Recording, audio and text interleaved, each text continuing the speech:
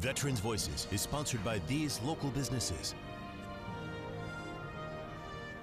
Yesterday marked 70 years since the Korean Armistice was signed, effectively bringing an end to the conflict. We took you to a ceremony honoring that event, and in today's Veterans Voices, we continue to share the stories of those who served in what's often referred to as the Forgotten War. To us, it's not forgotten. We remember it. The Korean War between North and South Korea began on June 25th in 1950. We went over for a country we did not know, a people we did not know, and we fought to maintain freedom. Many of the men who served were young, many of them teenagers. When I arrived in the artillery unit was the same day that there was a tremendous shelling, and 3 men in the unit next to me were killed. They were shooting at us, and I wanted to go up to a gun and shoot back, and I had not yet been assigned to anything. So I lived through that, and that was one of the worst experiences. Happening after World War II, but before Vietnam, the 3-year conflict is referred to now as the Forgotten War.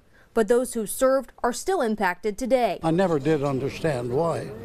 I know that there was never a declaration of war signed by the president like there was in World War II and in Vietnam. Arlen Hensley was a radioman, making every patrol and receiving a Purple Heart for wounds in the Korean War. 3 of my lieutenants got killed and 1 severely wounded.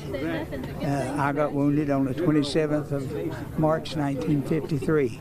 We were going up to help Easy Company. We were going up the Reno block to keep the Chinese from coming down to their headquarters and the aid station. When they first got there off the trucks, they were shooting mortars in. I laid my pack down in my radio when the mortar hit right on top of it. I was in a bunker. It saved my life, I guess. The signing of the armistice on July 27th of 1953 effectively ended the war, but fighting continued until the last minute. I was 22 years old when the war ended. I was at the front lines, and they were firing right at the last minute. And I thought that was silly to get wounded or get killed within the last few hours of the war. 70 years later, local Korean War veterans gathered to honor their fellow soldiers lost in the conflict.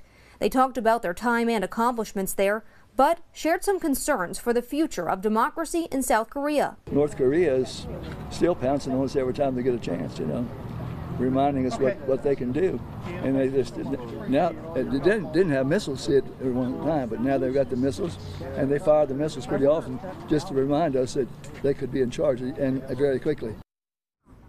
Yesterday's ceremony in Johnson City was held by the Kings Mountain Post 24 of the American Legion. It was at the Washington County Johnson City Veterans Memorial Park. During the ceremony, the names of local soldiers who died in the war were read aloud, and they rang a bell for each one. The ceremony also included the playing of taps, a presentation of the missing man table, and a laying of a wreath.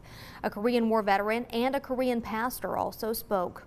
We'll continue telling the stories of the veterans we spoke with yesterday, but is there a veteran whose story you think needs to be told? Or is there a veterans issue or organization that you think we should know about? Submit a nomination or an idea on our website. That's WJHL.com. All you have to do is click the Community tab and then find Veterans Voices.